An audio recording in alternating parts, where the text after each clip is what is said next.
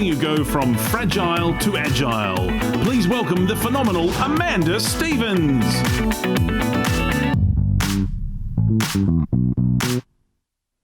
Thank you so much, and hi everyone. What an honour it is to be part of this incredible showcase, and of course the show must go on. We have 10 minutes together today. It's not a lot of time, and today I want to help you. I want to be an inspiration starter, an idea sparker, and I want to give you some strategies to think about to be what I call a silver lining seeker. Today's presentation is all about how you can go from fragile to agile. I've called this presentation Brand Building in a New World, and the objective, as I said, is to go from fragile to agile, because if COVID has taught us anything, it's that in business we literally need to be prepared for anything. I'm going to share some insights with you today, but I think to frame up the next 10 minutes, this is one of my favorite quotes of all time, of course, Napoleon Hill: every adversity carries with it the seed for equal or greater benefit. It probably doesn't feel like it right now, particularly if you're joining this amazing showcase from Melbourne. I've got some extra love for you guys today, but I do believe that we will look back on this time at some point, not in the next few weeks or months, but at some point we'll look back on this time and realize what an incredible time it was, an incredible time of innovation, an incredible time of adaptation, and an incredible time for us to reset, reimagine, and re-engineer our lives and our businesses. So there's no silver bullets. There are no silver bullets in any of this. Even a vaccine is not the silver bullet, but there are plenty of silver linings. And as I said, today, I want to inspire you to be a silver lining seeker. Those that seek out the silver linings in this time, in this pandemic, will be the ones that will emerge rather than submerge. I think the biggest change that we've seen, of course, in leadership, in organizations, is this forced agility.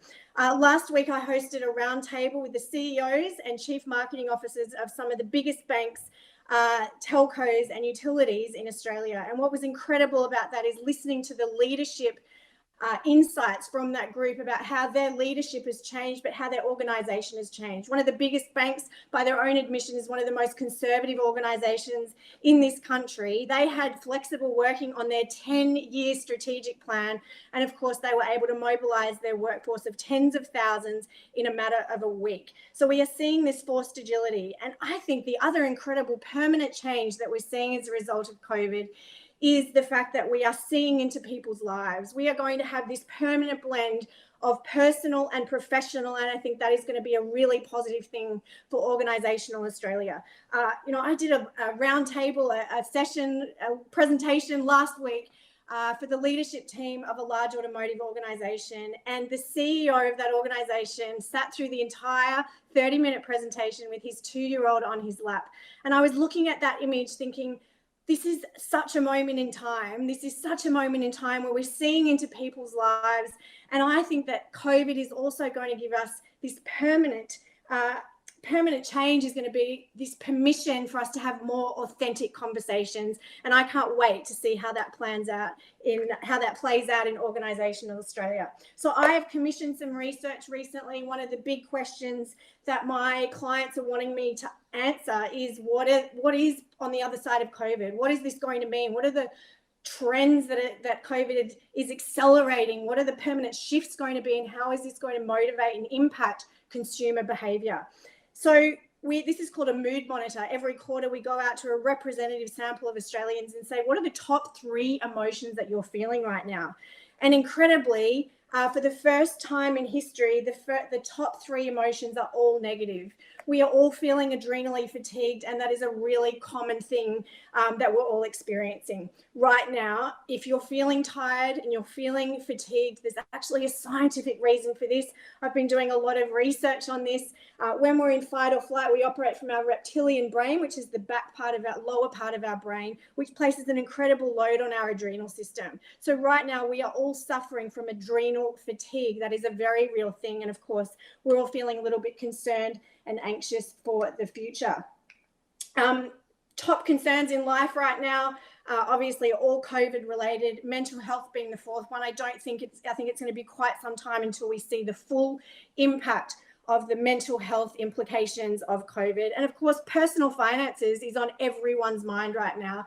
No matter how COVID has affected you, positively, negatively, our personal finances and what the future looks like and the uncertainty of the future is certainly playing out. But in that, here's the silver lining, is that Australians are shopping around. So if you're a mortgage broker, if you're in banking and finance right now, there is loads of opportunity out there. And I don't like to use the word opportunity in COVID, but we need to be silver lining seekers.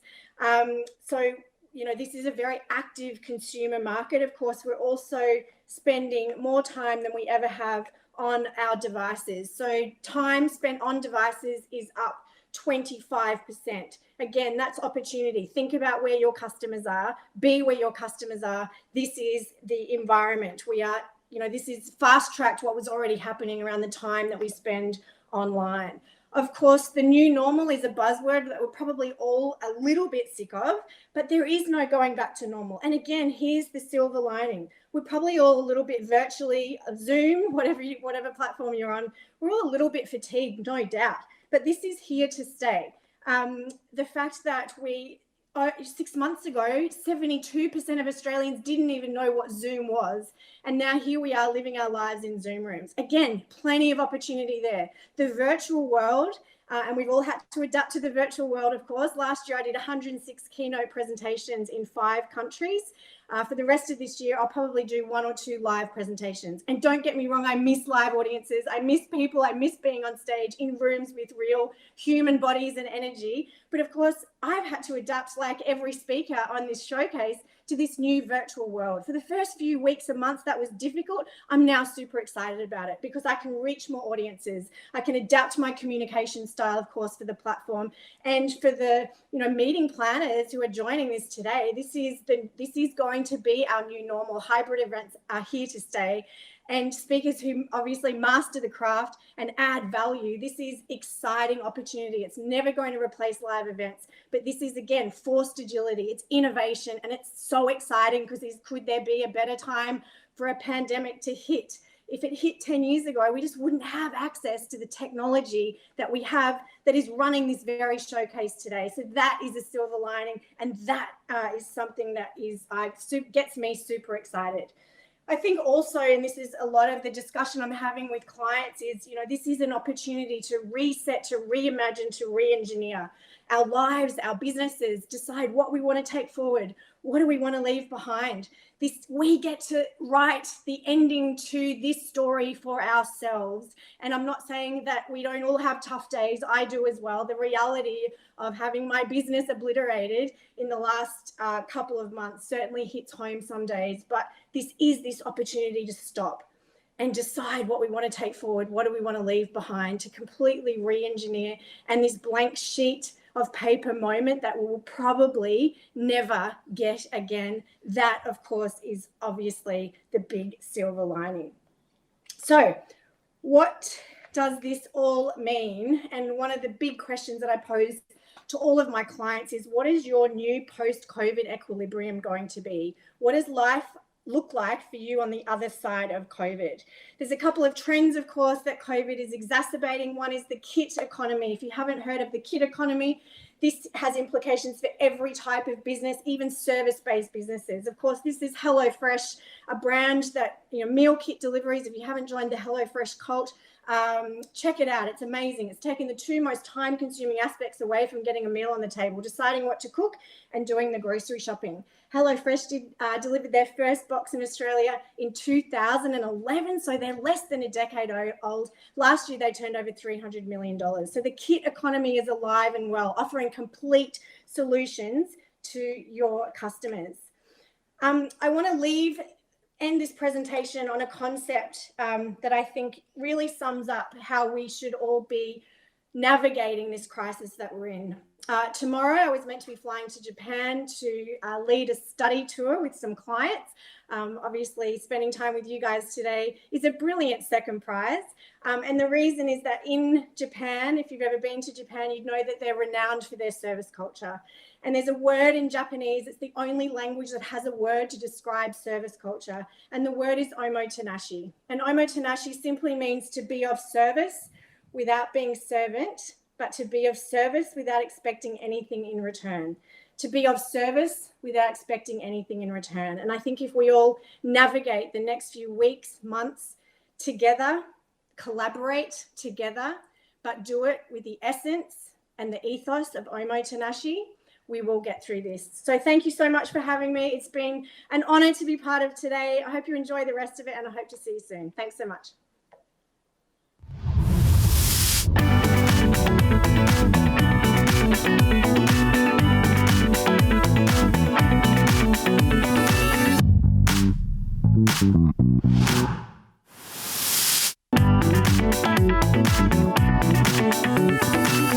Please welcome all the way from the UK, the chief zookeeper himself, Nigel Risner.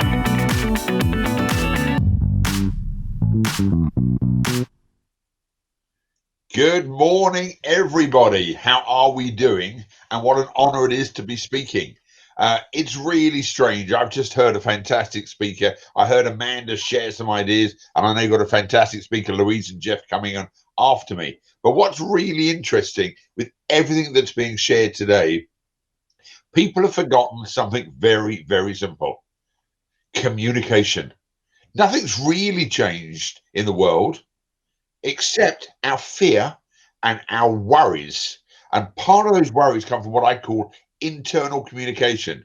So literally minutes before I came on stage as such, my computer wasn't working and I couldn't get through to Australia, and I was worried in England what was going on. There was no one to call at 5 o'clock in the morning, and my brain went into overdrive. That's no different to how it's been 3 months ago, 6 months ago, a year ago, 20 years ago. We have what's called internal communication issues, and that affects our external communication. So the pandemic, COVID, and all this stuff that everyone talks about is an issue. It's a horrific issue, but the biggest issue, in my opinion, is our internal communication. How we talk to ourselves has a massive effect on our external communication.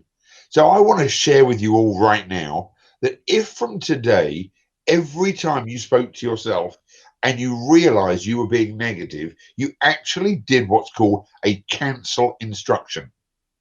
Now, what do I mean by a cancel instruction? You actually say to yourself, stop this. This is absolute nonsense.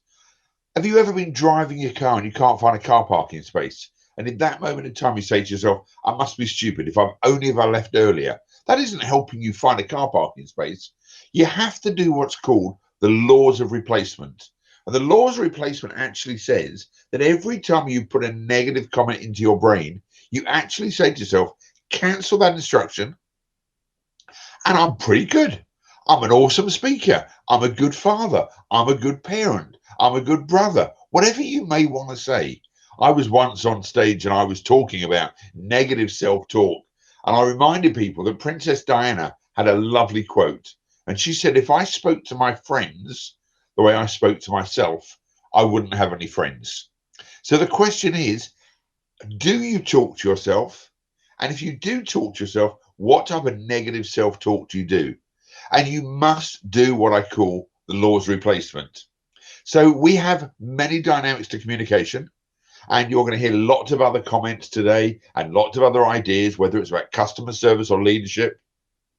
And I promise you, with a capital P, that the minute you start being kind to yourself, your communication externally will change.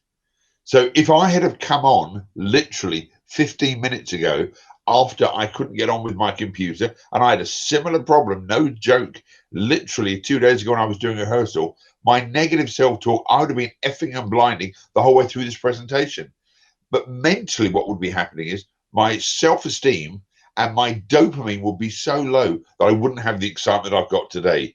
So I'm speaking from London, England. It's quite early in the morning, but I've got energy and I've told myself, let's have some fun. Let's communicate with passion. And when you communicate, the question is, do you know your audience? Now, if you're married, and I've been married 35 years, happily 4, but I have been married 35 years. The question is, do you understand the people you're working with, living with, and speaking to? So my wife has a very different communication style to me. I've known Michael Arnott for many, many years, and he has a very different style of communication. And I know his wife, and she has definitely a different communication style to me. Dr. Louise Matter, who's going to be following, had definitely a different style of communication. She's much more professional. She's much more on point. She looks prettier than I do. She's got her makeup on. She looks great. Me, I've woken up and I'm just going to have fun, and I get excited when I do what I do. So let's just put this into really simple English for everyone listening. I want you to imagine that everyone you meet is a different animal. And every single person you meet has different needs and different wants. Now, if you had a label on the top of their head that said which animal they were, and you fed them the food they wanted, how do you think they'd react? Now, I'm going to be really honest with everyone here, and it's going to become as no surprise that I am a massive, massive monkey. I've been a monkey all my life, and there are some massive advantages being a monkey. The advantage of being a monkey is I don't have to do that much prep work, because I might make it up as I go along. I might even wing it. A lot of the other speakers have got fixed slides. They know exactly what they're going to say. But in my life, I have an idea where I want to go. And I suffer from a terrible condition because I have a fetish for PVC. Now, you're probably thinking that's something slightly different. That's something called passion, vision, and commitment. In my case, it's all about communication. But I'm passionate about what I do. And monkeys, and you'll have them in your organizations, who are normally salespeople, they're normally in marketing, they're the ones who are customer facing. They're very energetic, they've got lots of energy, but they have two major problems. First problem is they can only stay focused for about 20 minutes. And you'll have these type of people in your lives that go absent, and we call it MPS, missing presumed selling. So you think they're there, but they're not really. Now, I have another problem, and it's another major issue for monkeys, and that's called I don't finish projects. So I get excited with shiny objects. So I get a new phone, and I don't follow all the instructions. I just want to get going.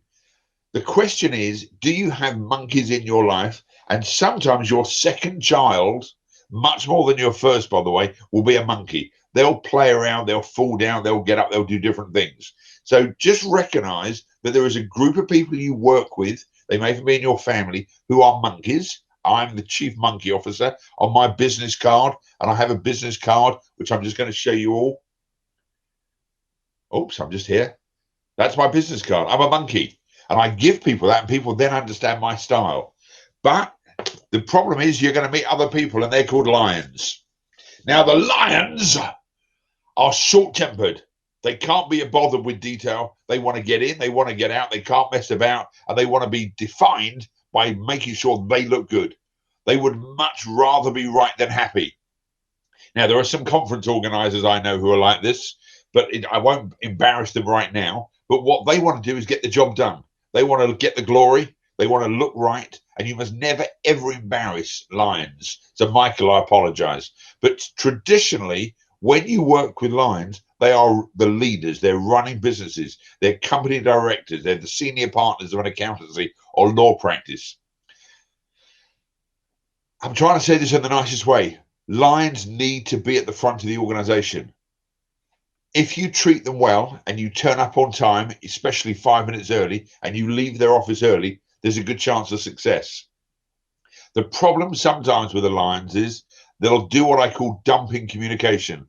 They'll come into a meeting, they'll act like a seagull, fly around, fly really low, dump a load, and then fly straight out again. And they forget the damage they've left behind.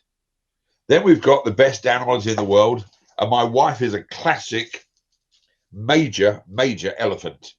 Now, this is my favorite hat in the world, because if any of the monkeys are watching this, they'll be thinking one thing and one thing only right now: where to get the hats from. You see, elephants have a very different process altogether. What the elephants do is they want precise information, and our next speaker is laughing already. I can see her. See, she doesn't know I can see her, but she's literally fallen off her chair watching my hat, and that's how I know it works. You see, elephants need structure, they need process, they need an agenda, and they would have been rehearsing this program for the last 3 weeks, getting nervous. The monkeys came on about 3 minutes beforehand, had no idea what was going on. They'd never heard of rendezvous. Everyone, all they were saying was, I can't believe we're not using Zoom, because that's a much easier process. Now, I've just upset the lions right now. They're really annoyed, but that's just what monkeys do.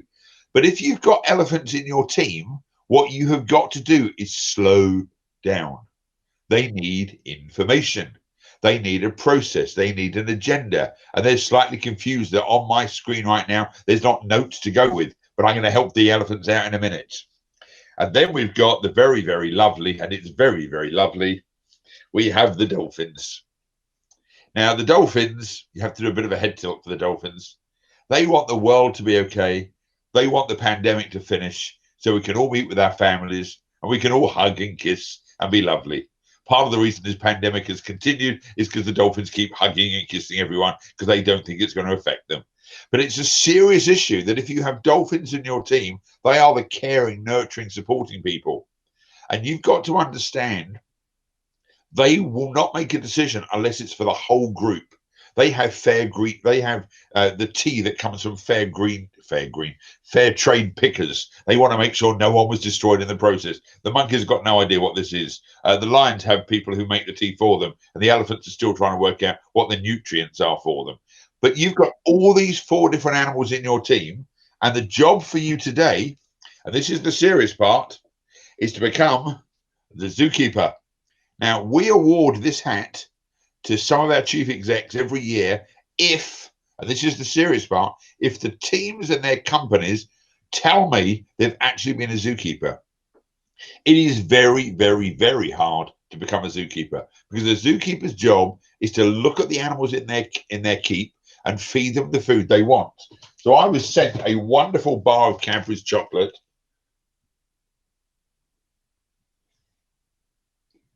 which is best zookeeper. Now, as a monkey, I need to let you know, how do you think I felt getting a bar of chocolate that said best zookeeper? If you look around my office, I've got animals. Someone even adopted me a monkey. Now, to me, how do you think I felt? That wouldn't have done very well for some other people because monkeys need lots of shiny toys. We need lots and lots of gifts, and monkeys need gifts every single day. Now, if you're running an office and you want to acknowledge your team, you need to acknowledge them in their style, not your style. So if you are a chief zookeeper, you need to do what I call profiling. You need to understand their needs, their wants. So as a monkey, I need Diet Coke. I need Cadbury's chocolate. I need a massive hug, which you can't do through COVID. So for the last 6 months, it's been a real issue for me. I need lots of acknowledgement. I want a standing ovation. And I want the speaker who's coming after me to stand up and say, that was wonderful. That's what I need. The problem is they may not do that unless they know my style. So your job from today, and I'm being really serious, is to slow down. So we wrote a book on communication called It's a Zoo around here. Now, my book is very simple because I wrote the book in all 4 different languages. So for the monkeys in the room, there's lots of color pages. We like color pages. For the lions, there's not many words on each page. And the reason there's not many words on each page is because they haven't got time. For the elephants, though, they love this because we've given them a guide. We've given them a reference point, and they love that beyond belief. And for the dolphins, we printed the book on recycled paper. Now, you need to understand from a very serious point of view, everything you need to do if you want your team to gel is to speak in their language. So if you have monkeys in your team, they need lots and lots of praise. And just when you think it's too much praise, they need even more. Lions, they want a car parking space with their name on it. They want to be in the staff magazine. They want to say best salesperson. They need a plaque. They need a medal. And they want it in front of the whole organization. And they like a title like executive vice president. Now, most organizations in Australia, and I'm lucky, I've been there a few times, there are thousands of executive vice presidents. How can there be that many? There's about 4 staff and 15 executive vice presidents. The elephants need something much more interesting. They need a letter. They need something for their file. They need a one-to-one meeting, and they don't even want praise in public. Now, that's different to the monkeys and the lions, because the lions and monkeys must have praise in public. Elephants don't want shocks or surprises. So if you have technical people who are architects, surveyors, qualified people, most salespeople aren't that qualified, but the elephants normally are. They've been to university. And I need to let you know, I didn't go to university, but I do have an MBA now. and mine stands for a massive bank account, which is the only MBA you want to have. But seriously, elephants, even if you praise them, you need to tell them in advance what you're praising them for. They can't accept shocks. And then for our dolphins, if you're going to praise them, it can't just be for them. It must be for the whole team. So my time is nearly up, but I want to make sure you understand about communication. Your internal communication will affect your external communication.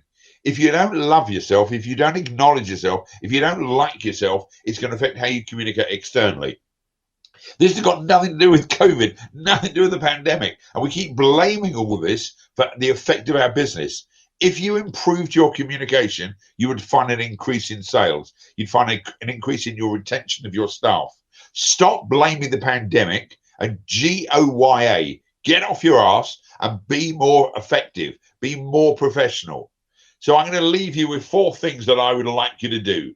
And it's especially important for the Australian market and the European market. And that is to drink, steal, swear, and lie. And every chief zookeeper understands these 4 concepts. So I'd like you to drink from the fountains of knowledge that are constantly flowing in from our books and libraries. All great leaders are readers. Then I want you to steal a little time each and every day to do something for someone else, even when you know you won't get the credit. Givers gain. Steal a little time each and every day to do something for someone else. Then I want you to swear to make this the best day of your life. This is not a dress rehearsal for the rest of your life. This is it. And last but not least, when you lie down in bed tonight, I want you to thank your God that you've got dreams and you can make them possible. So improve your self-esteem, improve your self-communication, be an effective zookeeper, drink, steal, swear, and lie, and let's let go of this pandemic. Go out there, smash it, and communicate really well. I wish you every success for 2021. I miss you all. Can't wait to see you all. Have lots of fun. Bye-bye.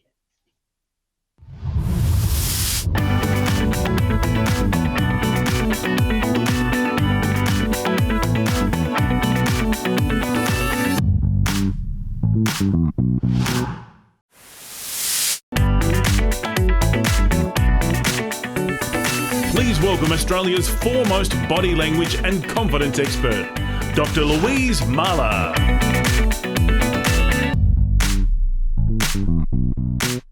At the moment, I'm here in Melbourne and we're in total lockdown. And I'm looking at the skills, and it's very interesting because when we are in this COVID environment, we have a whole lot of politicians around us who are actually showing us the skills, and we might imitate some of those. But I have to tell you, some of them need some help. And we are the blind leading the blind when it comes to communication. We really are. So here we are under this magnifying glass of the virtual screen. We are just our head and just our body. And if it wasn't hard enough to be a whole body, now we have to know how to communicate with just our head. And it's harder than it looks, and it needs specific skills. So let's have a look. Right, as people who haven't been very good at this before, we can be easily led. Now, have you heard of Tyra Banks? Tyra Banks is a woman who is a judge for America's Next Top Model. And Tyra has done some videos, and I've been asked about this from radio, television. What about smizing? Tyra talks about smizing, and it's smiling with your eyes to really engage the camera. So I've analysed smizing, and this is what I've found. Smizing is where you turn your body side on, you dip your head slightly, and then you open your eyes really wide. Now, I put it to you that if you were to be found doing that in the world, people would just go, are you all right? Like, that is weird. If you are an 18-year-old fashion model, that might look just fabulous. But I'm assuming that if you're watching this today, you're not an 18-year-old fashion model, and that we might need some other tips. So what we're going to do is have a look specifically at how you appear on screen and then how you at least look. like you're listening. So how do you appear on screen? We are going to beat the TV personalities on this. So let me tell you the rules. The screen is divided into 3 units, and normally you would be in the center. So to get that right, could you put your arms out to the side and just check that you are equal on either side? You can tell from your shirt and your arms. It's really easy when you put your arms out. I just don't want to see anyone off at an angle, off like this, or what I so often see, which are heads like this. Or I got interviewed by someone the other day who actually interviewed me like this. Weird, not professional. You're in the center. If you have slide to the side, you can go to 1/3. Put your arm out, you're 1/3, 2/3. Too easy. One critical thing is that your camera needs to be at your eye level. How ridiculous when we're like this looking into the screen, or like this looking down at the screen. Eyes front on. It really does give a very different perception when you're at an angle backwards or forwards. And it's not good for you either. It's not good for your health. Now, a little bit of space at your head. Can you see how when I lose the top of my head, we're getting a little bit weird? Don't want that, please. Just a little bit at the top, in the middle. I need some body. I need gravitas. You know, if we've just got the head, I am too weak. Be very aware of that. How far away are you? You're 1 arm distance from the camera. Can you put your arm out and check that you're 1 arm distance from the camera? You know, not 2 arms, not too close, 1 arm distance. So there you go. We've got all the rules of how to appear on screen. Now, are you like me, sick to death of staring at a screen where maybe everyone has this screen turned off, or they're sitting like this, some weird angle for a start, and then like this? Just staring at the screen like they're completely frozen. So I came up with this concept. Normally I'm doing about how you be heard, how you get your voice out. But today something quite different. It's actually about how you look like you're listening, even if you're not, I have to say. And there are 3 areas to it. The first area is your neck. Now remember, we're only talking about this part of the body, so it's your neck. Your neck needs to be loose. So that neck is loose and it nods. Here is your hinge here, like this. It does, you know, when they have cartoon characters or TV stars, they think very clearly about how they nod, what their rate is. So Kermit the Frog nods quite quickly. That's an agreement nod. What we really want is a nod that's slow from the hinge here. Don't want a nod where the head goes backwards. This is what I call the Peter Costello. No political comment, just observation about someone's habit. The next thing that we soften after the neck is we actually soften the eyes. And how do we soften the eyes? Well, you know, people will do this. They don't think about it. We're not moving the eyeballs, that's for sure. And we don't need to raise the eyebrows. What we're looking at is the eyelids. It's the eyelids that are important. And we don't want them to be blinking quickly like this, because that says my mind has gone elsewhere.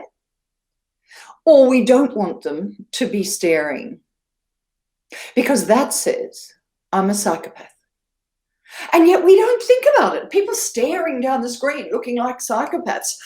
What we want is a blink rate that is approximately 15 times a minute, and that is for a blink every 4 seconds. And I put it to you that when you're under stress, remember, the amateur practices till they get it right, the professional practices till they can't get it wrong. And when you're under stress, you need to know what you're doing. You're nodding your head and you're blinking 2, 3, 4. 1, 2, 3, 4. 1, 2, 3, 4. I didn't make this up. It's well researched. You just need to get on board. And it's been cruelty to dumb animals that we haven't been taught these skills, and we're ending up doing all these weird things. Now, here's the one I see chronically in politicians. And I've got a picture here of Albanese. It's the third thing we need to do. What Albanese does is he shuts his mouth like this. Shut, yes.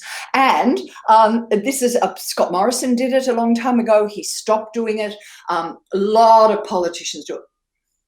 The mouth like that when we're listening. And it even develops so it goes down. This is not your best look, and it's certainly not a look for listening. It is the third thing, is to keep the mouth loose. Now, why the mouth loose? It's actually not the mouth we're looking at. It's the jaw, and it's the temporomandibular. It's actually back here that you want open.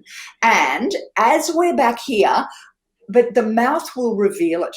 To get your mouth slightly open, this is your base level. Press your tongue to the top of your palate, the tongue to the top of your palate, and that will just loosen your lips. And it loosens your jaw, which loosens your lips. Loose. So they're not sealed. Now, that's the base level, but I suggest to you that you do something slightly different, which is actually smile. Smile. It's not going to kill you. Smile. Learn how to smile. This is under conscious control. It's under unconscious control, but it's also under conscious control. Can we learn how to do it? There are two parts to the smile. The two parts to the smile are, one, the mouth goes sideways for the smile. Two, the orbicularis oculi around the eyes actually contract with the smile. So one is sideways, two is the eyes.